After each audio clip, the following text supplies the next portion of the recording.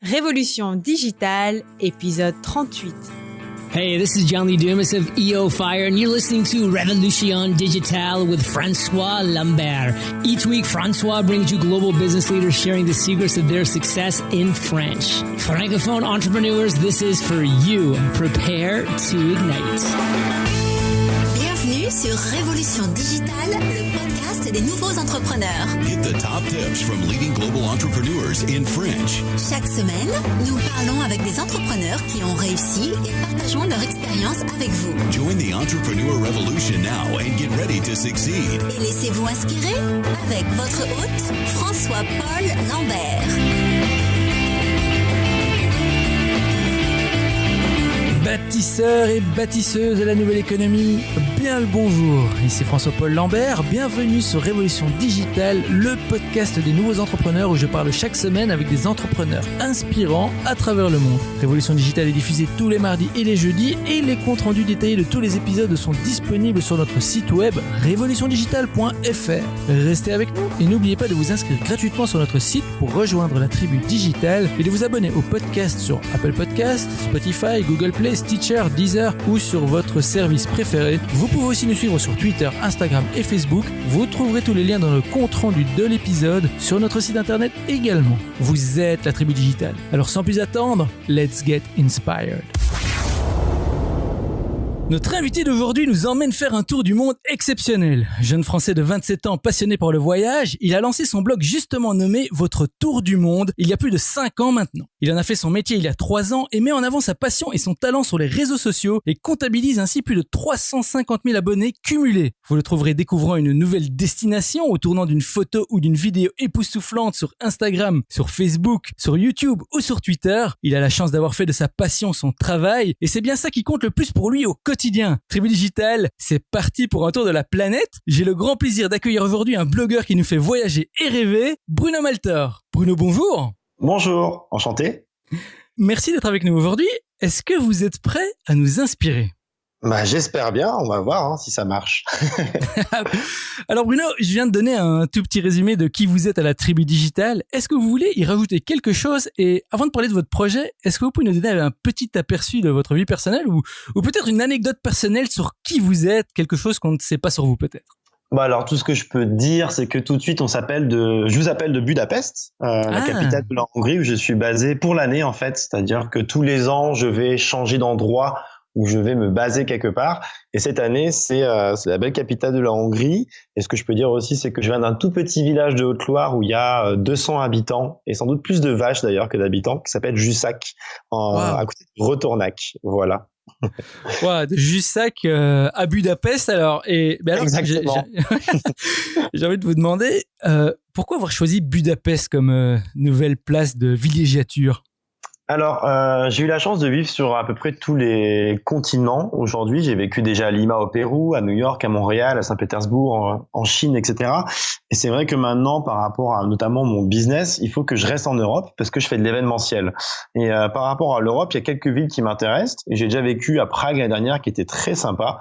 Et souvent comparé à Budapest, justement. Donc, j'ai été curieux de savoir laquelle des deux villes est la plus intéressante. Donc, je viens juste d'arriver à Budapest, donc je peux pas encore répondre à la question. Mais en tout cas, c'est vrai que Budapest a pas mal d'avantages. Elle est belle, elle est centrale en Europe et elle est pas chère. Donc c'est vrai que notamment pour un digital nomade, c'est pas mal d'avantages intéressants, je dirais. C'est vrai, et on va suivre tout ça évidemment sur votre site internet, vous allez nous en parler dans quelques secondes. Et c'est vrai qu'on parle souvent de tous ces pays lointains, ces endroits incroyables qui font rêver et que vous avez parcouru vous-même. Et finalement, près de chez nous, on a aussi des endroits incroyables et surtout pour des entrepreneurs. Vous, on peut dire que vous êtes ce qu'on appelle aujourd'hui un peu un nomade digital. Est-ce que vous qualifieriez comme ça ou mais c'est totalement ça, ouais. C'est totalement ça. Il y a même un article qui marche plutôt bien sur mon blog qui s'appelle Le jour où je suis devenu un digital nomade, où j'explique les plus et les moins de ce style de vie, où j'explique un petit peu comment on peut le devenir, parce que les gens pensent uniquement au fait de devenir blogueur ou youtubeur, mais il y a tellement de métiers qui permettent d'être digital nomade, mais c'est totalement mon style de vie parce que moi je vais voyager un peu partout dans le monde et j'ai juste besoin d'une connexion internet pour travailler, ce qui correspond totalement à la définition même de digital nomade. Bah alors justement, parlons un peu de ce que vous faites en tant que digital nomade. Moi, j'avais dit nomade digital, mais c'est vrai que ça fait plus. C'est la même chose. C'est la même chose, mais ça fait plus fun de dire digital nomade. Ça fait plus anglo-saxon comme ça. Mais alors, est-ce que vous pouvez nous en dire alors un peu plus sur votre projet du moment?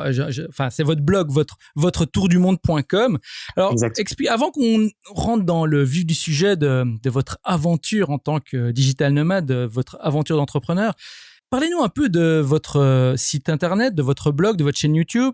Pourquoi vous avez choisi ce modèle et comment est-ce que vous vous rémunérez en quelques mots?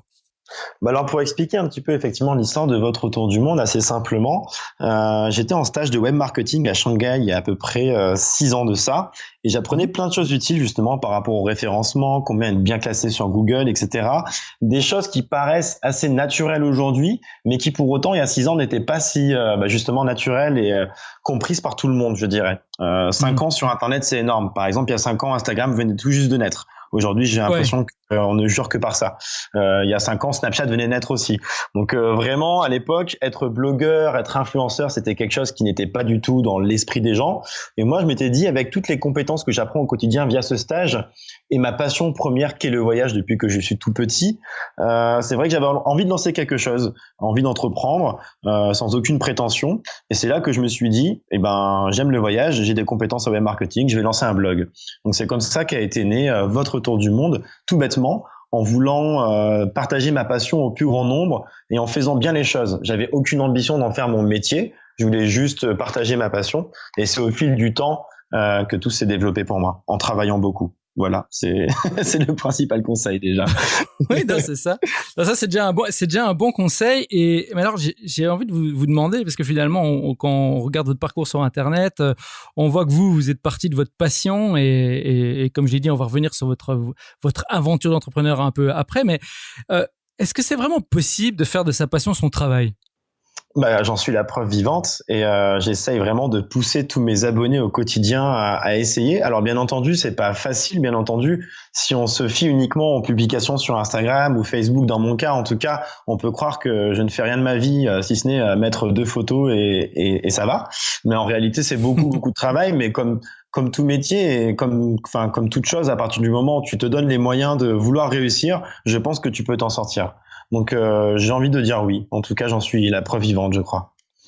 Et alors, quel est, si je peux me permettre cette petite question, quel est le canal qui vous est le plus profitable en tant que blogueur, en tant que YouTuber? Est-ce que c'est vos vidéos? Est-ce que c'est votre blog? Est-ce que c'est d'autres canaux? Qu'est-ce qui vous permet de vivre vraiment de votre travail? En fait, j'ai 3 points principaux, on va dire, qui me permettent de gagner de l'argent, donc de gagner ma vie. La première chose, c'est l'affiliation. Donc l'affiliation, tout bêtement, si vous tapez que visiter à New York sur Google, si je faisais bien mon travail, je serais dans les premiers résultats.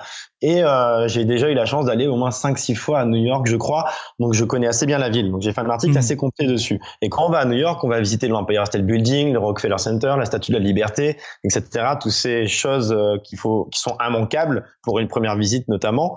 Plutôt que de prendre toutes les entrées séparément, on peut prendre un City Pass qui coûte environ $120-130 et qui permet justement de sauter la queue et d'économiser de l'argent. Moi, je trouve que c'est un vrai bon plan.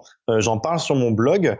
Et via un lien qui est traqué sur mon blog, si quelqu'un achète un City Pass, je vais gagner une commission sur l'achat. Donc ça, c'est la première chose qui va me permettre de gagner de l'argent, l'affiliation via les hôtels, les compagnies aériennes, etc., etc. La deuxième chose, ça va être les collaborations avec les marques et les offices de tourisme. Par exemple, je reviens tout juste de République dominicaine et en fait, la République dominicaine m'a contacté il y a quelques mois pour me dire on adore ton travail, que ce soit sur Instagram, en photo ou même sur YouTube et Facebook en vidéo, etc. Est-ce que ça te dirait de venir faire ce que tu sais bien faire, en tout cas ce qu'ils pensent que je fais bien, chez nous?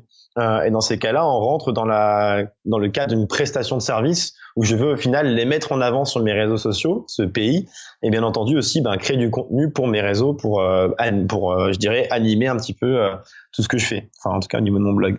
Et la dernière chose, ça s'appelle le Verre du Voyageur. C'est un événement que j'ai créé tout bêtement il y a à peu près 2 ans. C'était pas mal d'abonnés qui voulaient me rencontrer autour d'un verre et pas uniquement sur du virtuel. Et j'ai décidé de créer cet événement. Une première édition, il y a eu plus de 500 personnes en moins d'une semaine d'organisation, donc c'était très sympa. Et depuis, en fait, je fais ça un peu partout en France et même dans le monde. On est à Paris à chaque fois plus de 1000 personnes chaque mois dans un lieu privatisé pour l'occasion. Et il y a un partenaire par édition, donc ça peut être Samsung, ça peut être Lufthansa, ça peut être l'Illico, ça peut être des assurances, etc., etc. Donc ces trois choses, ces trois piliers font mon business model aujourd'hui. Ouais, donc vous êtes vraiment vous êtes un bosseur, vous travaillez vraiment dur dans ce que vous faites. Et vous êtes aussi super créatif. Et je me posais la question. Donc vous avez tous ces partenariats, c'est difficile est-ce que c'est vous qui approchez par exemple les partenaires ou ils vous trouvent d'eux-mêmes? Comment ça fonctionne dans la relation avec des grandes marques par exemple qui vont sponsoriser un événement pour vous, qui vont vous soutenir dans un projet? C'est vrai que j'ai la chance d'avoir une communauté qui est assez conséquente, donc je dirais que je suis quand même beaucoup plus sollicité que je vais solliciter des marques. Je pense que je dois recevoir à peu près 4-5 emails par jour de demandes de collaboration. Donc je suis vraiment dans une position de force par rapport à tout ça, parce que je pense que le plus important pour un blogueur ou un influenceur comme on les appelle aujourd'hui, c'est de rester en rapport avec sa ligne éditoriale de base. Il y a plein de gens qui par facilité ou par envie juste de gagner un peu d'argent vont un peu vendre entre guillemets leur âme au diable. Moi j'ai la chance d'avoir beaucoup de demandes, donc je peux vraiment trier en fonction de ce qui me semble être quelque chose dont je parlerai dans tous les cas naturellement ou pas. Je vais prendre un exemple tout bête. Je suis quelqu'un qui est assez axé sur, même si je voyage beaucoup, sur l'écologie. Par exemple, je suis végétarien depuis 3 ans, etc. Je sais qu'il y a Dubaï qui m'a contacté il y a quelques temps. Ça correspond pas trop à moi ce que je veux promouvoir en termes de destination, de vibes, etc. J'ai tout simplement refusé d'aller à Dubaï et je suis plutôt allé au Costa Rica, par exemple. Ça, c'est des destinations qui m'ont intéressé.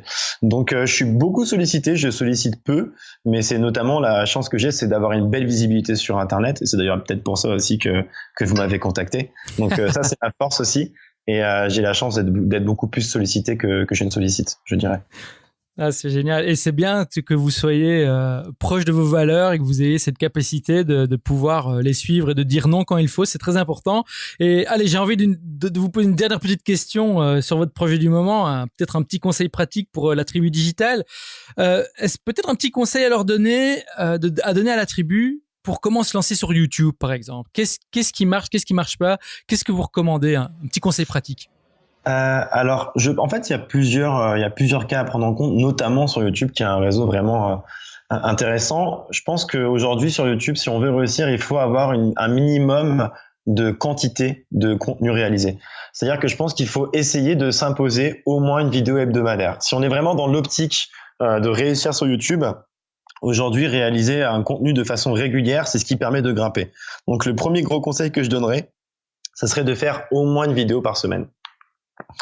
Et on peut aussi dire qu'on n'est pas obligé de tout de suite viser quelque chose un mass market, un marché de masse. On peut aussi se permettre d'avoir une communauté qui est pas forcément de 500 000 abonnés, mais qui va toucher un marché de niche, qui va toucher quelque chose de vraiment particulier. Ça aussi, ça peut être vraiment intéressant. Faut pas tout de suite chercher à aller... Moi, j'ai la chance d'avoir lancé mon blog voyage généraliste il y a 6 ans de ça.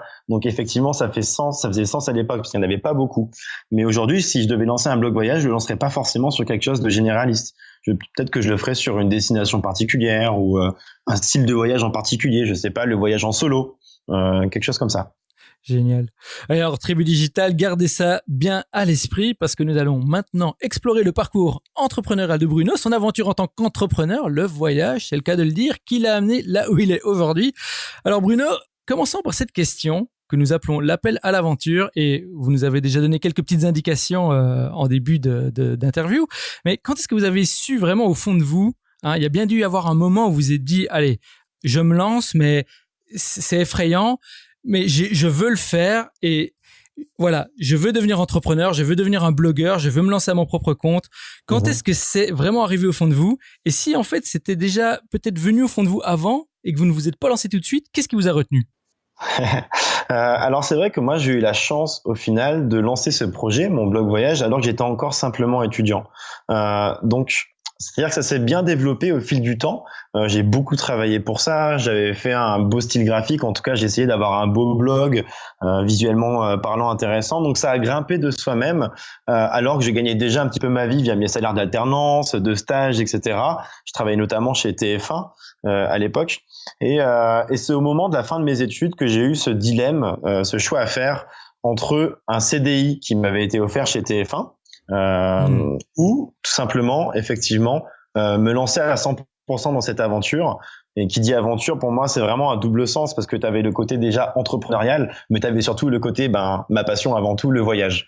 C'est ce qui m'importe le plus d'ailleurs par rapport à tout ça. Donc en fait, j'ai simplement analysé les deux cas. C'est vrai qu'à l'époque, on était encore loin de penser que Instagram allait devenir aussi important, etc. C'était il y a 3 ans tout ça. Et 3 ans, on peut penser que c'est peu sur Internet, mais en réalité, c'est une éternité. Il y avait même pas encore le terme influenceur qui était apparu en France. Donc j'ai fait mon choix entre la sécurité, un salaire assuré, le confort de la vie parisienne, de travailler dans un grand groupe qui est quand même TF1, ou alors de tenter l'aventure. Et c'est vrai que étant passionné de voyage et aimant, bien entendu, encore plus travailler sur ce projet qui est votre tour du monde, j'ai décidé tout simplement de me lancer. Sans trop de peur en réalité, parce que j'avais déjà un peu l'argent de côté, parce que le fait d'avoir un blog ne demande pas beaucoup de ressources financières. J'ai pas besoin d'avoir des locaux en particulier, j'ai pas besoin d'acheter pour 200 000 euros de matériel ou je ne sais quoi. Au final, ça s'est fait assez naturellement parce que je gagnais un petit peu ma vie en plus, alors que j'étais encore simplement étudiant avec ce blog. Donc ça s'est fait assez naturellement, je dirais. Fallait juste faire un choix entre la sécurité du CDI et de la vie parisienne, etc. ou l'aventure. Ça a peut-être été ça le seul dilemme. Se rendre compte qu'on peut vivre d'une aventure. Oui, c'est vrai, vous avez bien dit, les moyens pour se lancer aujourd'hui dans tout type d'aventure, que ce soit de lancer un business ou comme vous, un blog où vous alliez votre passion et votre talent pour les vidéos, pour le graphisme, pour le storytelling. Mais tous ces moyens-là, ils sont très bas et aujourd'hui, il n'y a plus vraiment d'excuses pour pouvoir, pour au moins lancer un projet, même si c'est sur le côté. Et ben justement, revenons un peu alors sur cette aventure, sur votre blog. Le blog, c'est votre belle réussite, vos voyages, vos vidéos. Ce chemin, vous en vivez maintenant, mais ça a dû être un chemin qui est aussi semé d'embûches. Alors ici, Bruno, est-ce que vous pouvez peut-être nous parler peut-être de votre pire moment en tant que blogueur ? Est-ce que vous pouvez nous emmener dans un de ces moments-là et nous le raconter ? En fait, les seuls pires moments que je peux avoir, ça va être vraiment les moments où je vais devoir beaucoup travailler. À base de dizaines d'heures par jour, 7 jours sur 7. Et en fait, c'est un métier dont on se rend pas forcément compte justement de toute cette masse de travail. Donc en fait, c'est toujours un peu compliqué de faire un montage vidéo sur la Nouvelle-Calédonie, sur la République dominicaine qui va nous prendre 1 semaine. Et parfois, on va pas en voir le bout. On va être à souffle en termes de créativité, de production, de trouver les bons rushs, de mettre la bonne musique, etc. Et pour faire le travail tout simplement. Ça sera peut-être ça le pire moment. C'est pas quelque chose de précis, mais c'est juste que parfois, à force de travailler, de s'acharner, de vouloir toujours faire mieux, etc. On peut être un petit peu à bout de souffle. Sinon, je dirais qu'en termes de pire moment, c'est peut-être justement au moment de me lancer, quand j'ai dit à tous mes amis et notamment à mes amis proches que j'allais devenir blogueur voyageur à 100%. Encore une fois, on était peut-être encore assez loin de l'époque influenceur, etc., etc. Il y en a beaucoup qui m'ont regardé avec des gros yeux et qui m'ont dit que je faisais peut-être la plus grosse erreur de ma vie que de refuser un CDI dans un grand groupe. Donc ça a été une grosse crainte, une appréhension qui m'a été donnée par autrui parce que moi, j'avais pas du tout peur, mais c'est vrai que ça rassurait pas à la base. Bon, honnêtement, je pensais que vous alliez dire que c'était les moustiques sur la plage, votre pire moment. Mais c'est vrai, le regard des autres peut être bien pire que des moustiques qui vous harcèlent alors que vous écrivez votre prochain article. Mais alors, Bruno, à l'inverse, que s'est-il passé ensuite ? Est-ce qu'il y a eu peut-être un moment où vous avez eu une sorte d'illumination, un moment où vous vous êtes dit, waouh, là, j'ai compris quelque chose et tout d'un coup, tout se met en place et tout explose, tout va dans votre sens et vous ne pouvez plus rien arrêter. Est-ce que vous pouvez nous raconter ça ? Effectivement, en fait, moi, mon activité, elle est quand même liée à la réussite de mes contenus. Et en fait, à seulement 6 mois après m'être mis à 100% sur l'activité de blogueur voyage, je suis parti en voyage en Nouvelle-Calédonie et j'en suis revenu avec de belles vidéos, de beaux rushs et pas mal de créativité. J'ai créé une vidéo qui a fait plus d'1 million de vues en 1 semaine et 20 000 partages et des dizaines de milliers de commentaires, de likes, etc. C'était vraiment un buzz, comme on appelle ça sur Internet, qui m'a conforté dans le fait que avec de la créativité, de la passion et beaucoup d'envie et bien entendu du travail, on pouvait aller très loin en fait et toucher beaucoup de monde et c'est ça qui me permet notamment bien entendu de gagner ma vie aujourd'hui. Donc c'est à ce moment-là que je me suis dit, notamment avec ce buzz, que j'avais pris ma bonne décision et que j'étais sur le bon chemin, je dirais. Oui, Tribu Digital, retenez bien ça, si vous mettez votre créativité, votre passion et votre travail ensemble dans un sac et vous le secouez Peut-être vous aussi, vous allez créer un buzz et retenez bien, allez suivre l'aventure de Bruno pour vous inspirer. Alors Bruno, si vous pouvez résumer là où les leçons clés que vous avez retirées de votre expérience en tant que blogueur, en tant qu'entrepreneur digital nomade, quelles seraient-elles ? En quelques mots, que pensez-vous que la tribu digitale doive retenir comme leçon de votre expérience ? La régularité avant tout. Comme je disais, que ce soit sur YouTube, que ce soit sur Instagram, que ce soit sur le blog, j'essaye toujours d'être régulier. Je vais poster 2 articles par semaine sur le blog, coûte que coûte, quitte à les préparer bien en avance, parce que je sais que je vais partir sur un gros voyage où je n'aurai pas internet pendant des semaines. Je vais préparer tous mes articles en avance. Au moins, je sais que ça sera fait et qu'il y aura une vraie ligne éditoriale qui sera respectée en termes de régularité. Je pense que c'est vraiment très important sur Internet aujourd'hui d'être visible, et pour être visible, il faut créer. Il faut pas hésiter à créer du contenu. Bien entendu, il faut pas faire que du quantitatif, il faut penser aussi à l'aspect qualitatif. Moi, je fais très attention à ce que mes vidéos soient belles, nanani, nanana. Mais je pense que la régularité dans la création du contenu est primordiale si on veut avoir de la visibilité, bien entendu, et si on veut avoir de plus en plus d'abonnés et donc de succès. Tribu digitale, pour être visible, il faut créer. Et il faut créer du contenu. Et non seulement il faut le créer bien, mais il faut le créer avec régularité. C'est tellement vrai. C'est vraiment la clé.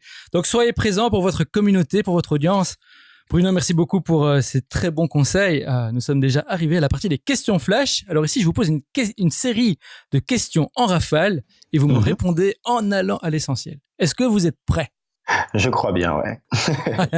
Génial. Alors, quelle est votre définition du succès, Bruno ? Vivre de sa passion. À quoi ressemble votre journée type ? Est-ce que vous avez peut-être une routine que vous pratiquez chaque jour qui vous aide ?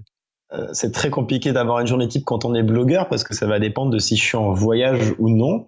Mais si je suis en voyage, je vais me lever à 6h ou 7h selon le lever du soleil pour capturer les belles couleurs de la golden hour, comme on appelle ça. Donc le moment où les couleurs sont les plus belles dans la journée, au lever du soleil et au coucher du soleil. Et si je suis pas en voyage, je vais me lever à peu près à 8h30. Le matin sera consacré à gérer un petit peu la communauté, les emails, etc., répondre à tous mes abonnés. Et l'après-midi va être consacré à créer des choses, justement, que ce soit des articles, des photos, des vidéos. Si vous deviez recommander un livre pratique, quel serait-il et pourquoi ? Alors, c'est une bonne question. Moi, ce serait plus des livres liés au voyage.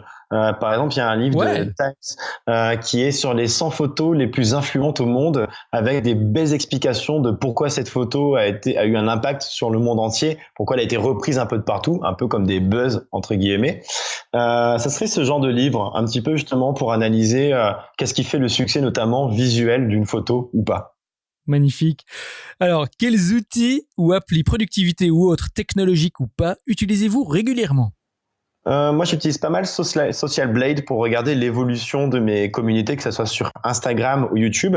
C'est un site internet qui permet justement de voir un petit peu le nombre d'abonnés qui vous suivent au quotidien, les plus, les moins, et donc de pouvoir voir comment on s'en sort par rapport à tout ça. Social Blade, est-ce qu'il y a un site, c'est socialblade.com ou est-ce qu'il y a un site spécial ? Ok, super. Et socialblade.com, c'est totalement gratuit et donc ça permet d'avoir des infos sur YouTube, sur Instagram et notamment sur le YouTube, Instagram d'autres personnes, pas uniquement de vous. C'est-à-dire que c'est public en fait. Ah, c'est génial ça. Alors, la prochaine question, c'est qu'est-ce qui vous inspire ou vous passionne en ce moment ? Quels sont les domaines qui vous paraissent prometteurs ? Ce qui m'inspire le plus aujourd'hui, c'est une tendance générale d'ailleurs, j'ai envie de dire, c'est la vidéo. Je trouve vraiment qu'aujourd'hui, si on regarde notre feed Facebook notamment, on voit qu'il y a quasiment que des vidéos qui sont likées, partagées, commentées et qui apparaissent d'ailleurs sur nos feeds. Donc je pense que le format vidéo sur Internet a un très très bel avenir devant lui. Et il y a encore beaucoup de belles choses à faire, notamment en étant créatif, encore une fois. Est-ce que vous pensez que tous les entrepreneurs digitaux devraient avoir une présence vidéo ou est-ce que c'est quand même encore quelque chose de niche ? Non, je pense vraiment que c'est intéressant et important. Ça permet de se créer un nom et notamment de se présenter, de rassurer les gens qui vont acheter ou en tout cas être intéressés par vos produits. Donc je pense que la vidéo a vraiment 99,9% de cas, il faudrait se lancer dedans. Et la dernière question, c'est la question back in time. Alors Bruno, imaginons que vous ayez l'opportunité de remonter le temps et vous vous retrouvez face à votre vous de 18 ans et vous n'avez que 5 minutes avant que le portail temporel ne vous ramène au présent. Avec l'expérience que vous avez maintenant, que vous diriez-vous ? D'un point de vue pratique, que feriez-vous peut-être différemment ou quel plan ou conseil précis vous donneriez-vous pour réussir plus efficacement et qui n'implique pas d'acheter des billets de loto, des paris sportifs ou d'investir en bourse ? Est-ce que j'ai le droit de créer Instagram du coup ou pas ? Ah oui, mais ça, c'est comme d'investir en bourse ou de faire des paris sportifs, hein, ça. Mais pourquoi pas? Je plaisantais. Non, mais pour le coup, je pense que je me dirais d'apprendre le plus possible, justement par rapport à tout ce qui est code, tout ce qui est des choses qui me seraient utiles aujourd'hui, sur lesquelles je suis pas encore. Moi, je suis bon en référencement, par exemple. Enfin, j'essaye d'être bon en tout cas, mais je suis pas forcément bon dans tout ce qui est le codage, vraiment aller dans le plus profond de mon WordPress pour trouver des choses et les améliorer. Et je pense que ça m'aurait été utile au quotidien aujourd'hui, que ce soit dans le métier de blogueur ou même dans d'autres métiers. Donc d'ailleurs, on le voit aujourd'hui dans des écoles, on commence à apprendre ça aux plus jeunes. Donc je pense que lors de mes 18 ans, c'était quelque chose de très rare encore, et ça aurait été bien que je m'y mette encore plus tôt à ce sujet-là. C'est génial, Bruno. Merci beaucoup pour ça. Nous sommes arrivés à la fin de l'épisode. Alors, merci beaucoup d'avoir partagé généreusement toutes ces informations avec nous. Tribu Digital, j'espère que vous avez bien pris note. Je sais qu'il y en a parmi vous qui hésitent encore à se lancer, et j'espère que l'aventure de Bruno vous inspirera à faire le grand saut. Alors, Bruno, pour le mot de la fin, que diriez-vous à nos auditeurs de la Tribu Digital qui hésitent encore à se lancer ou qui sont bloqués dans l'aventure de l'entrepreneuriat, que ce soit être blogueur, que ce soit de lancer un business de toute autre forme? Si vous aviez un seul conseil à leur donner, quel serait-il? À partir du moment où c'est votre passion, ou en tout cas que c'est la chose qui vous anime au quotidien, vraiment battez-vous pour ça. N'hésitez pas à travailler plus qu'il ne le faut au début. C'est vraiment ça aussi qui permet de progresser. Comme on dit en anglais, hard work pays off. Je pense que c'est vraiment ça qui peut aider à... Au début, en tout cas, c'est compliqué. Au début, on voit pas forcément le bout du tunnel, comme vous pouvez dire. Mais je pense vraiment qu'en travaillant sur sa passion, il y aura toujours, quoi qu'il arrive, des résultats. Et c'est ce que j'ai fait. Et c'est, encore une fois, j'espère être la preuve vivante de ceci, parce que je pense que à partir du moment où tu te lèves avec le sourire le matin parce que tu sais que tu vas travailler sur quelque chose que tu aimes, tu as déjà gagné ta vie, bien plus qu'un salaire en tout cas.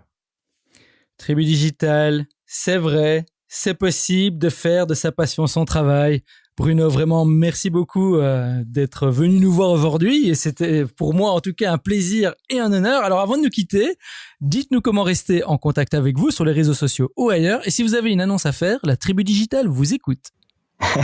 Non, écoutez, pour les réseaux sociaux, vous pouvez me retrouver sur Instagram et Snapchat sur l'ID Bruno Maltor, tout comme sur Twitter. Et pour Facebook, ça s'appelle Votre Tour du Monde. Et bien entendu, mon blog voyage s'appelle votretourdumonde.com. Voilà. Tribu Digital, vous venez d'entendre Bruno Maltor partager avec vous son expérience et ses conseils. C'est à vous de jouer maintenant. Rejoignez-nous sur revolutiondigital.fr et tapez Bruno dans la barre de recherche. Vous aurez accès à sa page dédiée avec toutes les informations et les références dont nous avons parlé aujourd'hui. Et bien sûr, n'oubliez pas de visiter la page de Bruno sur www.votretourdumonde.com et de le suivre sur ses réseaux sociaux, Instagram, Snapchat et Twitter, et la chaîne YouTube Votre Tour du Monde également. Bruno, merci encore d'avoir partagé votre aventure avec la Tribu Digital. Au revoir et je vous retrouve en backstage. Merci beaucoup. Au revoir. Hey Tribu Digital, merci de nous avoir écoutés aujourd'hui. J'espère que vous avez aimé notre entrevue avec Bruno. Venez continuer la discussion avec nous sur Twitter, Instagram, @RevoDigital et Facebook /Révolution Digitale. On vous y attend. N'oubliez pas non plus d'ajouter le podcast à votre liste iTunes ou abonnez-vous directement sur notre site web pour être notifié des prochains épisodes. Vous êtes la Tribu Digital et souvenez-vous, tout semble toujours impossible jusqu'à ce que ce soit fait. Thank you for listening to our guest stories this week. Merci et n'oubliez pas de vous inscrire à notre newsletter pour encore plus de conseils qui vous aident à réussir. We hope you're inspired and ready to move forward with your entrepreneurial dream. À bientôt pour un prochain épisode de Révolution Digitale. Stay inspired!